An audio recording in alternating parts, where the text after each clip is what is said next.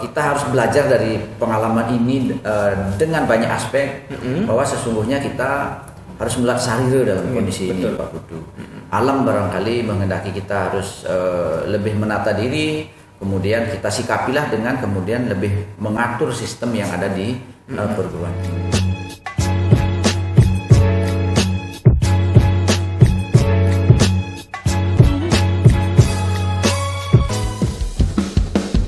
Ingat pesan ibu, pakai maskermu, cuci tangan pakai sabun, jangan sampai tertular.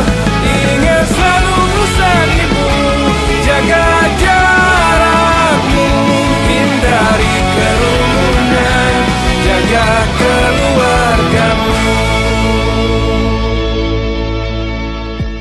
Om Swastiastu. Om Swastiastu. Assalamualaikum warahmatullahi wabarakatuh. Salam sejahtera bagi kita semua. Shalom. Selamat siang pemirsa yang ada di rumah. Senang sekali rasanya saya Putu Mardike memandu acara bincang-bincang kali ini bersama tokoh yang luar biasa, yang merupakan tokoh pendidikan. Beliau adalah Bapak Dr. I Gede Swindia SAG MA. Beliau adalah Ketua Staf Empu Kuturan Singaraja. Selamat siang Bapak. Selamat siang. Senang rasanya bisa bertemu dalam acara bincang-bincang kali ini. Jadi pemirsa, perlu kita ketahui bersama bahwa pandemi COVID-19 ini tidak hanya menyebabkan berbagai macam persoalan, tetapi juga dari hal sisi pendidikan juga ikut terdampak ya Bapak ya. Nah, jadi kita ingin tahu bagaimana sih penanganan COVID-19 di perguruan tinggi, khususnya di kampus Setah Negeri Empu Kuturan Singaraja. Jadi bagaimana proses pelayanan kepada mahasiswa ya tentunya harus mengacu pada protokol kesehatan. Oke, sambil jalan kita langsung saja tanya kepada Bapak Dr. Gede Swindia. Terima kasih Bapak Ketua sudah berkenan bergabung di acara bincang-bincang kali ini. Jadi kita ingin tahu bagaimana sih sebenarnya proses penanganan COVID-19 di perguruan tinggi khususnya di kampus Setah ini. Siapa saja yang dilibatkan, bagaimana, apakah Bapak membentuk semacam tim khusus atau bagaimana? Silakan Bapak. Oke, terima kasih Pak Putu. Om Swastiastu. Terima kasih teman-teman yang sampun atensi. Jadi Setah Negeri Empu Kuturan, sebagaimana kita memang dihadapkan pada pilihan-pilihan yang sulit sesungguhnya Pak Putu, bahwa 2020 ini dari Januari kita sudah, sebenarnya Desember sebenarnya sudah ada gejala-gejala itu, dan kemudian Januari sudah mulai semakin kelihatan. Di Maret itu kemudian kami sesungguhnya sudah dari awal, di samping mendengarkan arahan dari Bapak Presiden yang turunannya dari Pak Menteri dan kemudian sampai di seluruh Satker Pendidikan Tinggi Keagamaan, memang di perguruan tinggi kami itu diharapkan untuk memiliki satuan tugas. Nah, satuan tugas inilah yang kami kemudian maksimalkan dengan juga berkoordinasi terus dengan Satgas Penanganan di Kabupaten dengan BNPB terutama. Nah, kemudian khusus di internal Sekolah Tinggi Agama Negeri Empu Kuturan Pak Putu, kami memang kita memang melakukan upaya-upaya preventif dengan melakukan penyemprotan secara rutin. 2 kali kita lakukan dalam seminggu. Dan kita seperti arahan Bapak Presiden, tidak boleh takut dengan situasi demikian Pak Putu. Kalau kita berpegang kepada pengalaman historis ya, sesungguhnya gangguan yang bersifat pandemi seperti ini kita juga sesungguhnya pernah alami. Makanya dalam konteks Hindu itu kita memiliki naskah-naskah kuno yang berbicara tentang Gering Agung. Itu kan sesungguhnya itulah bagian dari bahwa di zaman dulu kita pernah melewati situasi demikian, tetapi kita bisa. Nah, lalu di Setah Negeri Empu Kuturan, di samping melakukan upaya-upaya preventif seperti itu, kami juga mengikuti aturan pemerintah untuk membatasi jam kerja. Kemudian di musim bulan Maret, April, Mei itu di tinggi-tingginya pandemi itu, di zona merah itu sedang merebak di seluruh Indonesia, memang kita juga lakukan work from home. Iya. Nah, mahasiswa kita juga lakukan sistem belajar jarak jauh dengan menggunakan media IT, di mana mereka perkuliahannya bersifat daring, Pak. Nah, kita juga tentu tidak boleh menyerah karena memang roda ekonomi ini harus berputar. Tetapi kita tentu tidak boleh juga lalai atau abai terhadap apa yang sesungguhnya mengancam, ini berpotensi mengancam kita dalam melaksanakan tugas, sehingga dibatasilah jam kerja kita, diatur seperti edaran pemerintah. Pak Gubernur juga ada pergubnya, ketika ruangan itu harus diisi tidak boleh lebih dari 25%, 30% dan seterusnya. Jadi itulah upaya-upaya kita, Pak Gubernur, karena sesungguhnya kita harus belajar dari pengalaman ini dengan banyak aspek, bahwa sesungguhnya kita harus melihat sarira dalam kondisi ini, Pak Gubernur. Alam barangkali menghendaki kita harus lebih menata diri, kemudian kita sikapilah dengan kemudian lebih mengatur sistem yang ada di perguruan tinggi. Itu kurang lebih Pak Putu selama ini penanganannya. Nah, menarik sekali Bapak. Nah, termasuk juga saya dengar bahwa sekarang kan proses pembelajarannya semua berbasis daring. Nah, yang lihat dari pelaksanaannya, jadi bahkan dari perguruan tinggi Staham Perguruan Singaraya ini sudah mengalokasikan anggaran untuk proses pembelajaran daring. Nah, bagaimana itu Bapak? Iya, jadi menyambut juga program pemerintah khususnya Kemenristek dari Pak Menteri Pendidikan, bahwa kita kan diharapkan melaksanakan kurikulum belajar merdeka belajar itu. Nah, sesungguhnya kita dalam konteks pembelajaran daring yang kemudian disupport oleh pemerintah dengan mengalokasikan dana khususnya dalam penyelenggaraan belajar berbasis daring, itu sesungguhnya sudah dirancang oleh pemerintah jauh-jauh hari sebelumnya, di mana perguruan tinggi itu wajib menyiapkan perangkat e-learning, kemudian sistem yang berbasis teknologi informasi, termasuk sistem akademik berbasis online, pembayaran berbasis online yang terintegrasi semuanya. Tetapi begitu masuknya pandemi, ini seolah-olah proses yang semua di planning pemerintah itu dipercepat semuanya. Nah, sehingga kalau kami di Staham Pukutura memang tidak secepat perguruan tinggi besar, khususnya yang di bawah Ristek, karena biasanya di perguruan tinggi yang besar itu sebenarnya sudah terbiasa yang namanya belajar daring, kemudian berdiskusi lewat Zoom dan sebagainya. Nah, dengan situasi pandemi ini, kami Staham Pukutura sesungguhnya berbenah ke arah itu, sehingga IT dengan segala perangkatnya kita sempurnakan, termasuk seperti yang Pak Putu sampaikan tadi, kita memang oleh Menteri Agama kita diwajibkan anggaran itu mensuplai proses aktivitas pembelajaran jarak jauh itu. Nah, diberikanlah kemudian kuota kepada mahasiswa kita, kepada tenaga dosennya, kepada tenaga non pendidiknya, sehingga pembelajaran jarak jauh yang memang dirancang oleh pemerintah mengurangi penyebaran ini, kan kita memutus rantai sesungguhnya dari zona-zona penyebaran dari COVID-19 itu. Nah, lanjut Bapak, ini semakin menarik. Selama ini saya lihat bahwa aktivitas tetap berjalan. Betul sekali bahwa kita tidak perlu khawatir berlebihan, tapi tetap waspada dengan melaksanakan protokol kesehatan.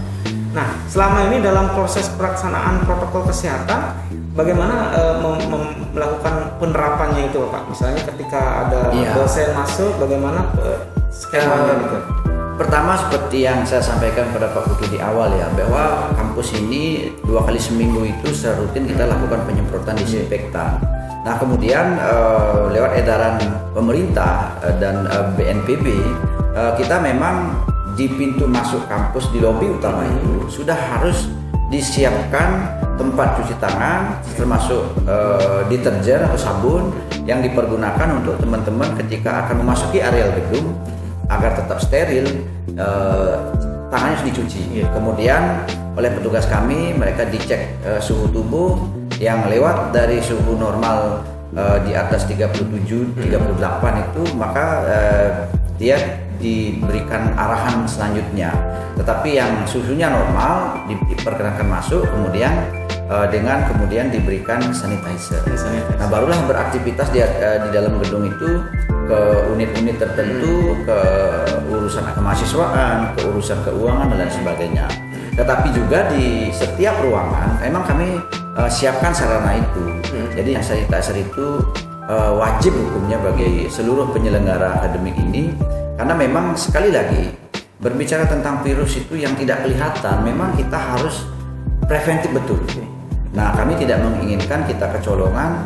Memang kalau toh ada yang terjangkit dan kemudian bisa diobati, tetapi kan itu sudah artinya kita kecolongan. Lebih baik kita sebelum itu terjadi, maka kita lakukan upaya-upaya preventif dengan semaksimal mungkin, seketat mungkin kita lakukan pembatasan aktivitas, penggunaan alat-alat apa yang sudah diamanatkan oleh pemerintah, termasuk sanitizer itu, Bang.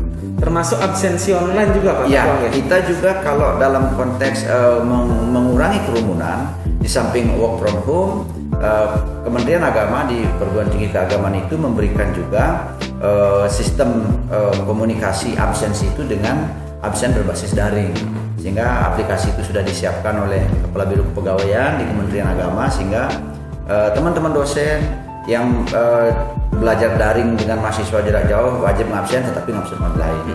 Nah, teman-teman tenaga pendidikan yang memang masuknya itu dibagi dengan sistem work from home, yang melakukan pekerjaan dari rumah juga melakukan absen secara online. Nah, itu upaya-upaya yang sesungguhnya kami dalam proses pelaksanaan penggunaan IT kami melakukan percepatan luar biasa sesungguhnya. Itulah kalau saya katakan pandemi ini adalah mungkin musibah, tetapi ada hikmah di balik itu. Nah, kita bisa berbenah dalam konteks hubungan komunikasi, kita bisa berbenah dalam konteks pembenahan sarana-sarana IT. Nah, di samping itu kita juga berbenah bahwa kita harus lebih wise menyikapi alam ini. Mungkin ini catatan, karena Tuhan itu tidak akan pernah memberikan cobaan dan ujian yang ada di luar batas kemampuan manusia. Pasti ini juga Tuhan merencanakan sesuatu dalam keyakinan agama Hindu, bahwa disitulah kita harus belajar gitu. Kita harus mengatur tempo aktivitas kita, termasuk ruang gerak kita. Luar biasa sekali. Nah, pernah juga kami mendengar bahwa sebagai bentuk empati terhadap mahasiswa yang dari luar Bali, karena kan Setahun Pengturan ini pemirsa perlu diketahui bahwa berasal dari seluruh Nusantara, ada dari Palembang, ada dari NTT, bahkan ada yang dari Sulawesi, Kalimantan. Nah, pernah saya membaca di sebuah kolom media bahwa Setahun Pengturan Singaraja ini membantu mahasiswa memberikan sembako, kemudian sekedarnya lah agar adik-adik ini tidak kesulitan selama mereka tinggal di Bali karena belum bisa pulang. Nah, itu benar nih kata Ketua? Ya, jadi begini Pak Putu, dalam konsep ini kan perguruan tinggi keagamaan Hindu ya. Dalam konsep kita hidup rukun itu kan tidak dalam konteks hanya hubungan manusia kepada Tuhannya saja, juga tidak dalam konteks manusia dengan alam, dalam konteks hubungan manusia dengan manusia. Kami sesungguhnya bangga dengan adik-adik mahasiswa kita, dengan BEM, dengan UKM di jurusan, dengan terutama dengan para pembimbing dan mentornya di unit masing-masing.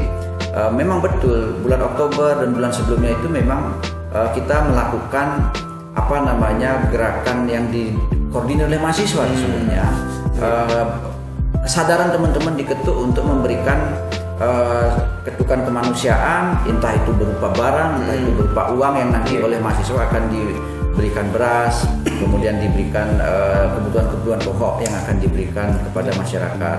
Nah, demikian juga sebelumnya sekitar bulan Agustus September itu adik-adik BEM juga sesungguhnya sudah melakukan gerakan bersama untuk memberikan sumbangan masker kepada masyarakat. Nah, ini filosofi yang sangat luar biasa. Kita hendaklah jangan mengutuk kegelapan. Kalau bisa kita menyalakan lilin walaupun kecil, lakukanlah itu. Nah, dalam situasi pandemi ini, bagi saya secara pribadi, kita harus saling bahu-membahu, saling membesarkan, saling mensupport, sehingga apa yang dihadapi pemerintah yang sesungguhnya ini masalah dunia. Ingat itu, sekali lagi ini masalah dunia. Kita harus saling menguatkan satu dengan yang lain, bahu-membahu untuk bagaimana kita keluar dari pandemi ini. Sehingga caranya ya kalau kami punya kemampuan terbatas, adik-adik mahasiswa punya kemampuan, itulah yang bisa mereka lakukan. Tapi bagi kami itu sebuah entry point yang luar biasa, yang saya bangga berterima kasih pada adik-adik mahasiswa yang sudah bergerak ke arah itu, Pak Putu.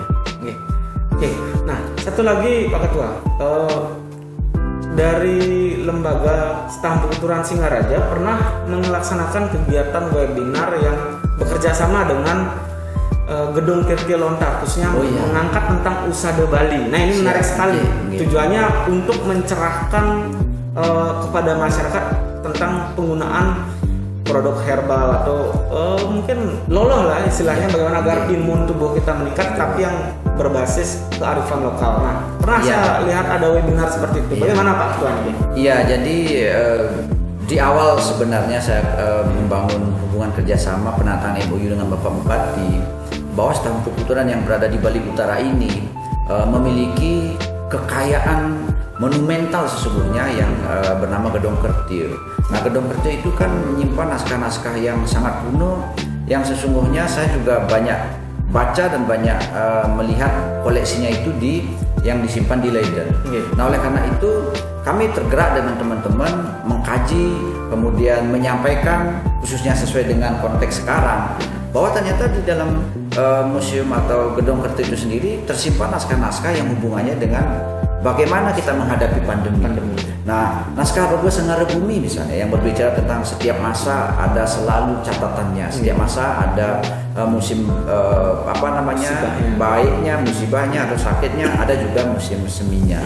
Nah, dalam konteks itu juga di sana tersimpan naskah-naskah yang hubungannya dengan usada atau bagaimana kearifan-kearifan lokal Bali di dalam mengatasi, mencegah penyakit-penyakit yang dihadapi.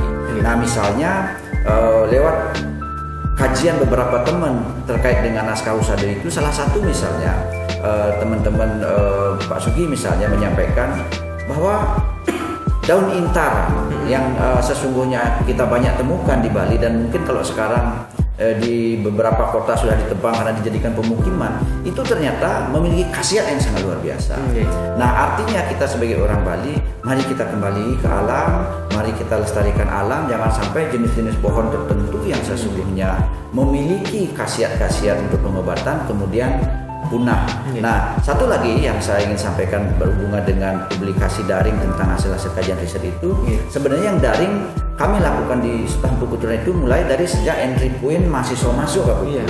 Kami penerimaan mahasiswa baru kemarin, semua itu kami lakukan berbasis online, termasuk pembekalan yang biasanya kami lakukan yang namanya BKBMM itu atau ospek lah bahasanya zaman dulu itu, OKK itu kami di masa pandemi ini kami lakukan secara daring. Nah, walaupun ada yang kami lakukan secara luring itu 2-3 orang perwakilan dari mahasiswa hanya untuk seremoni pembukaan secara resmi, pengalungan dan pencabutan name tag bahwa dia memulai kegiatan dan di akhirnya sebuah kegiatan. Nah, jadi prosesnya itu kita juga taat betul dengan arahan BNPB dan Satgas Covid untuk apa? Mari kita putus rantai penyebaran COVID-19. Siapa lagi? Kita singkat. Itu Pak. Nah, luar biasa sekali. Mungkin Pak, penegasan kepada masyarakat dan kepada mahasiswa agar tetap mengikuti protokol kesehatan, menjaga jarak, menggunakan masker dan tetap mencuci tangan serta menerapkan pola hidup bersih. Mungkin Bapak bisa tekankan kan? Iya, adik-adik sekalian, seluruh mahasiswa di Staf Negeri Pertuturan dan bahkan seluruh mahasiswa Hindu dan seluruh mahasiswa yang ada di Indonesia, Bapak dan Ibu tenaga pendidik dan tenaga non-kependidikan, seluruh warga negara dimanapun berada, bahwa COVID-19 ini jangan sampai membuat roda perekonomian kita berhenti. Sekali lagi bahwa COVID yang terjadi menimpa masyarakat tidak hanya Bali saja, tetapi dunia, kita harus hadapi, kita harus tetap beraktivitas dengan berkeyakinan bahwa kita tetap juga harus mematuhi protokol kesehatan. Apa itu? Kita ketika beraktivitas gunakan masker kemana-mana, silahkan cuci tangan sebelum memasuki instansi pemerintahan, perkantoran ataupun tempat perbelanjaan, dan selalu bekali diri dengan sanitizer. Nah, dalam kesempatan ini kami juga mengharapkan mari kita saling bahu-membahu, mari kita saling membesarkan satu dengan yang lain. Nyalakan lilin walaupun itu kecil daripada kita mengutuk kegelapan. Itu barangkali yang dapat kami sampaikan. Terima kasih Pak Putu sudah berkenan hadir di dalam diskusi kita ini. Luar biasa sekali Pak Ketua. Jadi pesan-pesan yang cukup universal diberikan kepada kita semua, bahwa pandemi ini tidak harus disikapi hanya dengan khawatir saja, tetapi waspada dan tetap melaksanakan aktivitas sesuai dengan keahlian kita masing-masing. Jadi demikianlah bincang-bincang kita hari ini dengan Pak Ketua Staf Pengkulturan Singaraja yang luar biasa. Jadi semoga pandemi ini segera berakhir dan kita berharap menjaga kesehatan, mencuci tangan, menggunakan masker, dan tetap menerapkan pola hidup bersih dan sehat. Kalau bukan kita, siapa lagi? Tungkara. Oke, baik. Kita akhiri dengan para Santi. Om Santi Santi Santi Om. Ingat pesan ibu, pakai maskermu, cuci tangan pakai sabun.